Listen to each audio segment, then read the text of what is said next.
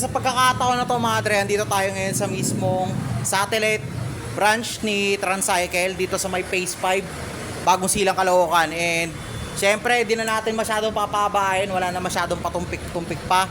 Nasa harapan natin ngayon is yung 2026 version ng PCX, naka matte white ito. So, ano pa ba hinihintay natin? Introan na natin to.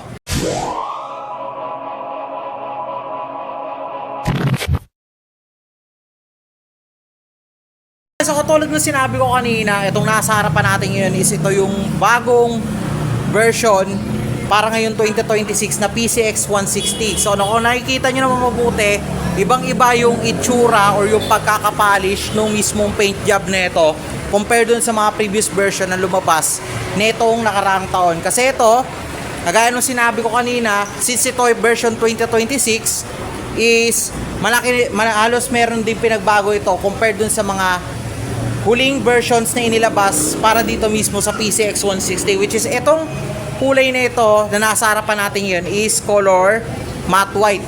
Then eventually meron pang mga iba pang colors na available nito para dito mismo sa ganitong klase ng model, which is yung available colors natin dito is meron din tayo ditong gloss red, then meron din tayo gloss black color para sa model na ito. So syempre, before natin ikutin tong motorsiklo na to, alamin muna natin yung pinaka specs. By the way, inform ko lang kayo, ito yung pinakaunang beses na magre-review ako na ay mag-walkthrough ako sa inyo ng PCX model. Kaya siguro sabihan na lang natin na meron na ng tong konting comparison video dun sa mga previous versions ng PCX na inirelease dito mismo sa market. So yun, ito na yung technical specs nya.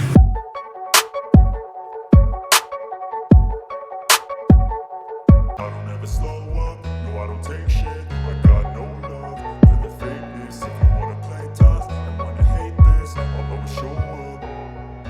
I don't ever slow up, no I don't take shit. I got no love for the fakeness. If you wanna play tough and wanna hate this, I'll always show up and make a statement. I don't ever slow up, no I don't take shit. I got no love.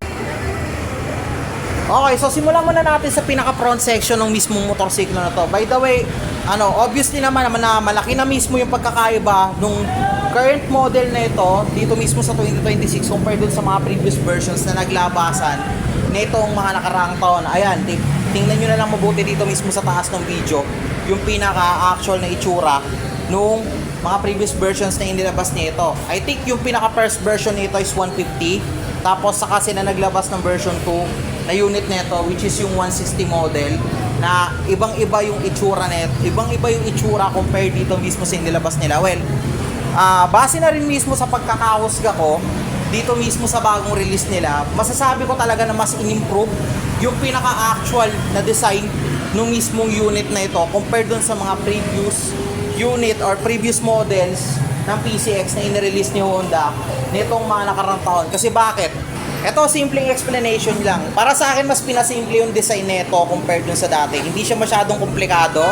Then at the same time, kahit na medyo may pagkasimple lang yung actual na design ng kanyang body cover, yung fairings, pati na rin yung actual na headlight nito, para sa akin, mas maganda siyang tingnan since medyo kahit pa paano may pagka-sharp na rin yung design na meron dito mismo sa motor na ito. Especially dito mismo sa may bandang front. Ayan, katulad yan. Mapapansin din kasi natin dito mismo sa kanyang headlight na malaki na talaga yung in-improve at kinaganda ng mismong design neto compared dun sa dati. Kasi kung obserbahan natin mabuti itong motorsiklo na to, i-compare natin dun mismo sa dating version nito or yung previous version nitong PCX 160 is mapapansin niya natin na hindi na masyadong complicated yung pagkakadesign ng headlight niya. Kumbaga, instead na napakarami pang hati na inilagay dito mismo sa kanyang headlight, which is yun yung design before dun sa previous version na itong PCX, is mapapansin niya natin na itong headlight niya is napakasimple na pero may pagka-sharp na rin yung actual na design ng mismong headlight neto, especially dito mismo sa DRL. So kung mapapansin natin mabuti dun sa previous version, ayan, katulad niya na sinabi ko kanina, medyo maraming hati-hati yung actual na design ng kanyang headlight. Dito mismo, mas parang mas lamang na yung, mas dominant na yung part dito mismo ng kanyang DRL dito mismo sa may bandang harapan, which is, ayan, medyo malaki rin yung sinakop na part dito mismo ng DRL dito mismo sa may bandang harapan nung kanyang headlight. Then also mapapansin din natin mabuti na dito mismo sa unit na to is nagugis mata na rin yung headlight nito dito mismo sa may bandang harapan. Ayan, lipat na natin ng konti. Ayan, so kung mapapansin natin mabuti, meron pa rin siyang 3 sections per sides. Pero and also naka-LED yan, kabilaan yan. Tapos mapapansin natin mabuti na parang mas nagugis mata yung actual na design ng headlight niya dito mismo sa may bandang harapan. So dito mismo sa design na to, mas may emphasize natin yung sharpness na design para dito mismo sa unit na to, which is yung isa pa sa mga pinaka na-obserban ko lately dito mismo sa mga gantong klase ng unit or gantong klase ng model na inirelease mismo ni Honda. So another thing, isa pa sa mga napansin ko rito is mas pinaganda rin lalo yung implementation ng design para dito mismo sa kanyang turning lights dito mismo sa may bandang harapan. Ayan yung mga isa pa sa mga na-obserbahan ko dito mismo sa motorsiklo na to. Kung titingnan mo mabuti kung tutuusin itong bike na ito or itong scooter na ito, kung tutuusin na yan layo lang natin ng konti. Ayan, dito mismo sa may bandang harapan, mapapansin din naman natin mabuti na napakasimple lang yung actual na design nito. Parang hindi naman siya totally naghahangad or nagde-demand ng kahit pa para sa'yo. Well, actually, para sa akin, etong gantong klase ng design dito mismo sa gantong klase ng unit is mainam lang din naman and also goods din naman in terms of aerodynamics since andyan pa rin naman yung curves ng design dito mismo sa motorsiklo na to, which is nakakatulong din siya para magkaroon ng good air intake papunta din mismo sa driver habang dinadrive natin itong motorsiklo na ito. Ngayon punta tayo mismo sa pinakababa ng motor, which is tututukan natin mismo yung kanyang brakes tsaka yung kanyang wheels. So isa sa mga kagandahan dito mismo sa unit na to is naka round disc brake na rin siya with matching dual piston caliper. So itong caliper na gamit niya dito mismo sa kanyang braking system, hindi lang to basta-basta caliper lang. So itong caliper na ginamit dito is naka Nissin caliper na rin yung ginamit dito mismo sa actual na braking system dito mismo sa motorsiklo na to. Sa front pa lang to nakikita natin, mamaya alamin pa natin yung rear. Then eventually naka-ABS na rin itong motorsiklo na to or naka-anti-lock braking system na rin na technology na naka-indicate dito mismo sa TCX 160. Bukod pa dyan, yung suspension niya is ginamitan din siya ng telescopic fork suspension. Obvious naman. Then also, naka-wheel mags na rin ito. Plus, yung actual tire size na meron tayo dito mismo sa motorsiklo na to is meron siyang 110 by 70 by 14 dito mismo sa may bandang harapan. So, medyo may kalaparan na rin ng konti ito and also, make sure na rin natin na maganda yung stability nung mismong motorsiklo na to while habang dinadrive natin ito sa daan, especially kapag mga city driving and also kapag halimbawa na medyo malayo-layo yung pupunta natin. So expect na natin naka wheel mags din also. So matic na yan na tubeless na yung actual na gulong nito dito mismo sa may bandang harapan. Ayan. So ayan, tapos punta tayo dito mismo sa kanyang rider section.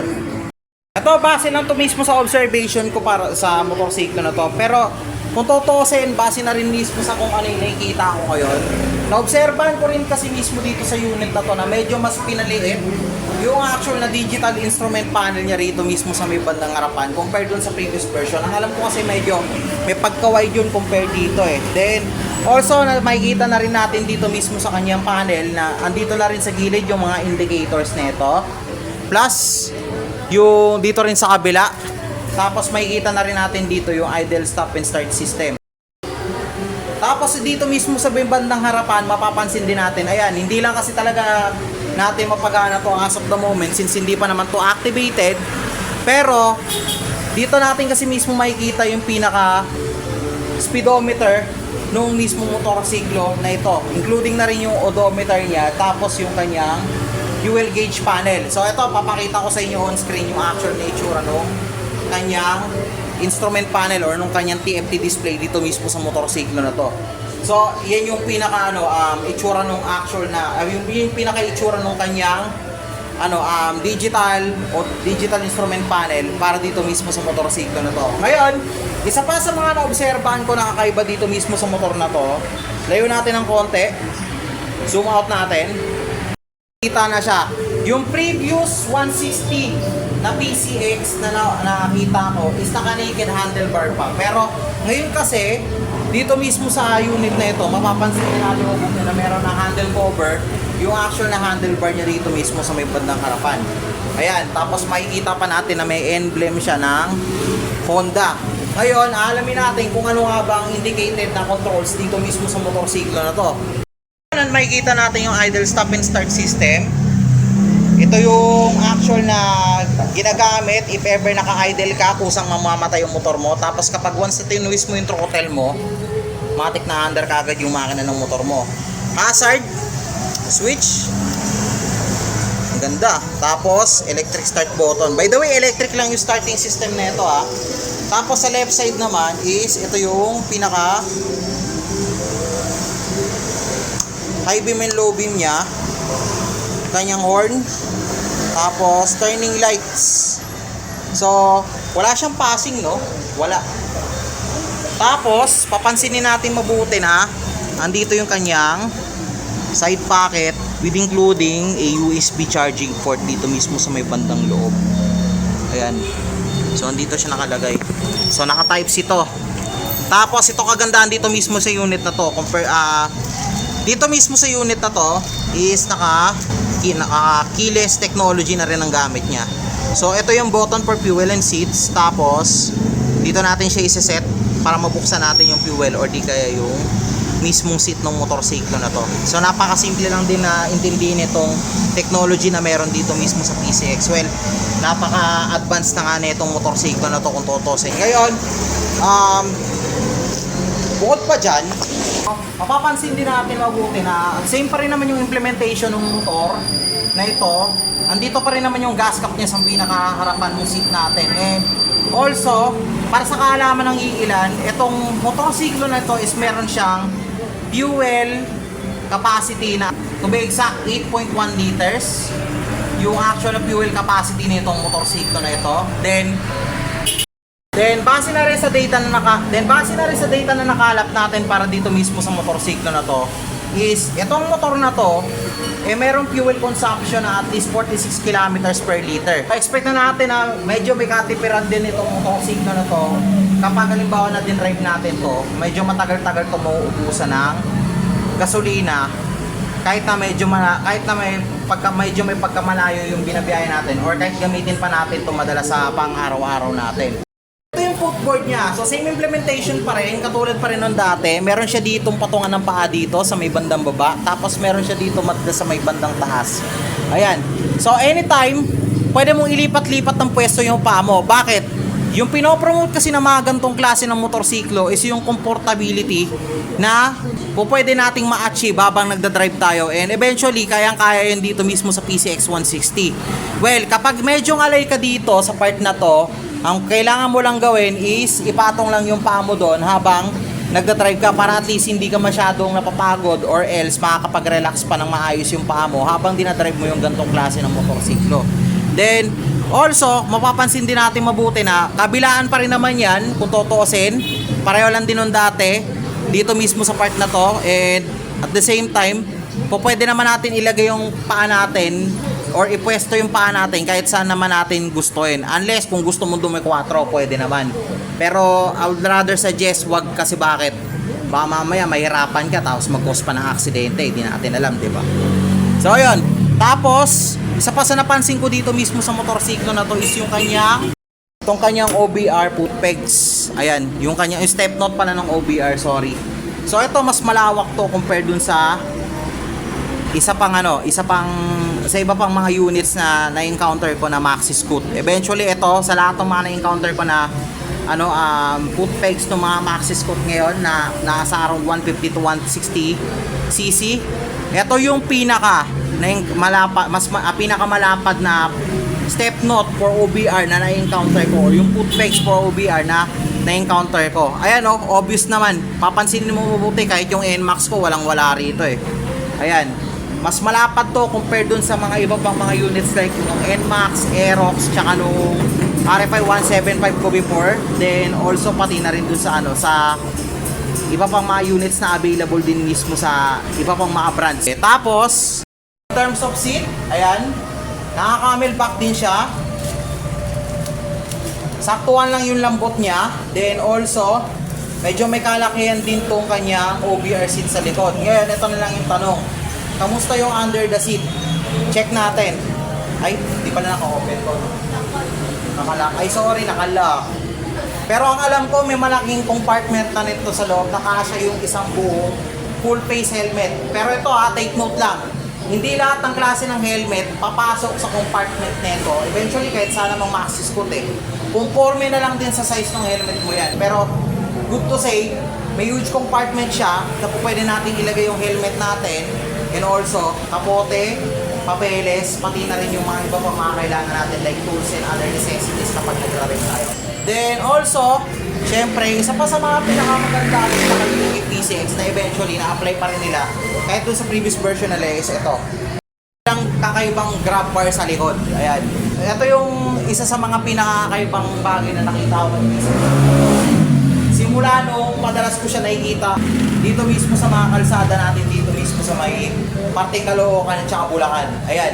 So ito, if ever may match bracket ka, basically, katulad doon sinabi ni Ma'am kanina, kaya meron na rin pwede ka na rin pala magpalagay ng top box dito. Pero eventually, dito kasi ako ng mga ang ganda ng pagkaka-implement ng grab bar niya compared din sa mga ibang units. Kasi para siyang alam mo yung parang nakatouch lang siya na fairings, ma'am. Hindi siya yung talagang bakal na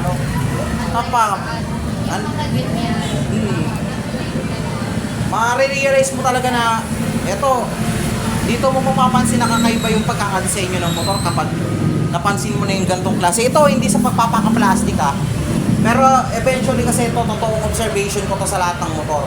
Halos lahat ng motorsiklo, pare-pareho ng implementation sa grab bar, iba't iba lang ang design.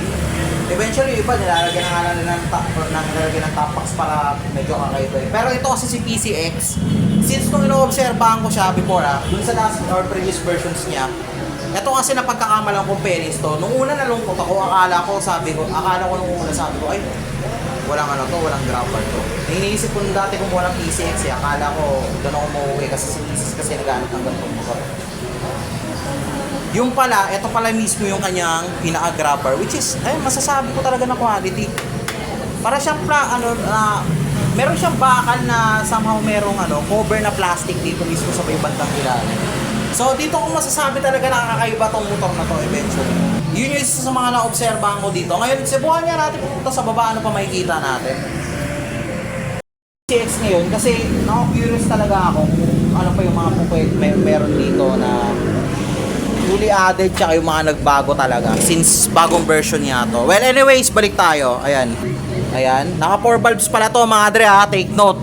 Tapos meron na siyang Enhanced Smart Power Plus or ESP Plus na included na technology dito mismo sa motor na to. Kagaya nung sinabi ko kanina, wala siyang kickstart, pure electric lang yung starting system niya. Then mapapansin din natin mabuti na dito mismo sa harapan natin na naka dual shock suspension na rin itong motorsiklo na ito. Ayan, tapos meron siyang mudguard sa loob. Safe na safe yung mismong engine bay nito sa loob. Hindi siya masyadong madudumihan if ever maputik or mahalikabok yung dadaanan natin. Pero eventually, kasama pa rin naman yan sa PMS Hindi pa rin naman natin iiwasan na ipalinis talaga yan time by time or even kahit monthly siguro mga ganon. Medyo may kalaparan yung gulong nito, so expect natin. Ayan, matik na yan. Maganda stability na itong motorsiklo na to, especially dito mismo sa rear. Ang tire size niya is nasa 130 by 70 by 13 dito mismo sa may bandang likuran. Tapos punta tayo dito sa may bandang kabila. Ayan, so hindi lang masyadong dito maliwanag, pero papansinin niyo mabuti naka disc brake to mga dre. Ayan. So dual channel ABS to mga dre, take note Ayan. Tapos naka Nissin single piston caliper na rin tayo dito mismo sa may bandang likuran. Tapos yung kanyang tip ng exhaust, halos hindi pa rin nagbabago, yun pa rin. Pero maganda pa rin siyang tingnan dito mismo sa part na to, dito mismo sa motorsiklo na ito. Then, mas kakaiba, kasi bakit? Ibang-iba na talaga to doon mismo sa pinaka-previous na unit or previous na model ng PCX. Pure LED lights ang gamit dito mismo sa may rear, including na rin yung kanyang turning lights and also pati na rin yung kanyang tail light. sobrang futuristic na nung actual na design nung kanyang taillight dito mismo sa may bandang likod. Ayan, may kalaparan din yung kanyang rear fender dito mismo sa may bandang likuran. So saktong-sakto sa gulong, may iwasan natin yung pagtalsik ng kahit anong klase ng dumi, including yung putik kapag maulan. Kapag ganito yung klase ng fender na gamit-gamit natin dito mismo sa motorcycle na ito. So yun yung overall observation ko dito mismo sa bike na to. Ngayon natapos na natin siyang ikutin. Ngayon siguro ito naman yung time para subukan natin kung kaya bang i-maneuver to ng 5.5.5 na height or kung tiptoe ba ako rito. Well, sigurado naman ako na abot ko to.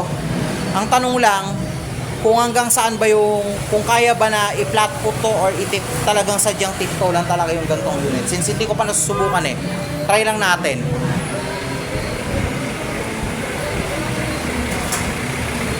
Oh, pangit muna na naman, sabihin nyo mali ha.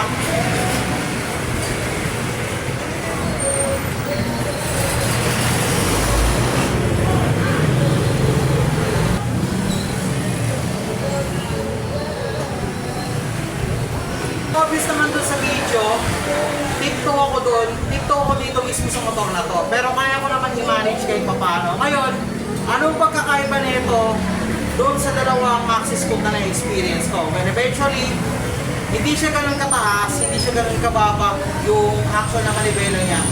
Kumbaga sakto lang, nasa gitna siya ng NMAX tsaka ng RFL 175 kasi yung RFL 175 ko na yung C24, medyo may kataasan ng konti yun compared dito sa sa unit na ito. Tapos, papansinin din natin mabuti, ako mismo, based on my own observation medyo malayo dito mismo sa side ko yung kanyang digital instrument panel. Pero okay lang naman kasi aninag pa rin naman as of the moment nakasakay ako dito mismo sa motor na to. Turning radius goods din, since given na malaki ang turning radius dito dahil naka-maxis ko to. And also, comfortability of seat, yes, na-achieve niya kasi bakit? Upright position of seating, meron. Then last po, pwede ko pang ilipat ng iba't ibang pwesto yung aking paa or yung aking binte habang nagmamaneho o sa doon para simulation na ginawa natin Then also, hindi ako masyadong hirap sumakay dito mismo sa motorcycle na to. Tamang-tama lang, napakasimple niyang sakyan. So, yun yung pinaka-overall assessment ko dito mismo sa seat test natin. Okay, so natapos na natin yung overall walkthrough and assessment dito mismo sa motorcycle na to. By the way, ayan. So, kung nagustuhan nyo tong video na to, mag-iwan kayo ng like. Then also, follow nyo na rin ako dito sa page na to. And also, sa mga gustong kumuha ng ganitong klase ng unit, ayan.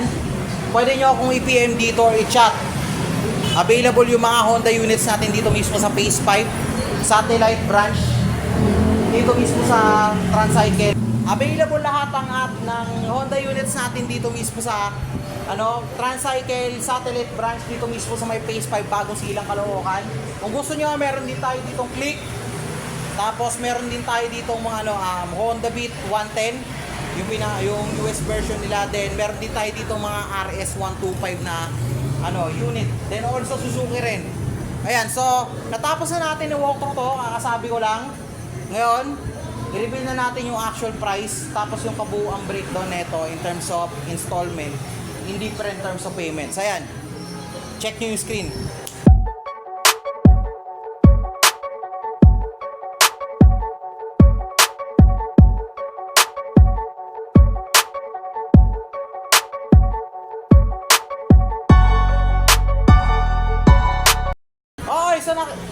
So nakita nyo naman yung overall yung actual price neto or yung actual SRP neto. Then nakita nyo na rin kung magkano to kapag inuulugan natin, kung magkano yung DP, and also pati na rin yung mismo kanyang monthly amortization for 36 months. So sa lahat ng mga gustong kumuha or gustong mag-avail ng ganitong klase ng unit, PM nyo ko rito mismo sa page or mag-comment kayo dito mismo sa YouTube. Then ayan, i-delete ko na rin dito mismo yung contact number dito mismo sa video to. Ayan, nasa baba. Pwede nyo akong i-PM dyan. So, sa lahat ng mga may gustong kumuha at mag-avail ng ganitong klase ng unit, ayan, feel free to message me. Then, ako kami nang bahala mag-assist sa inyo. Tulungan namin kayo paano makakuha ng unit. Ayan, so, hanggang dito na lang muna tayo, madre. Keep safe and ride safe always. jumps out, mag-ingat kayo palagi.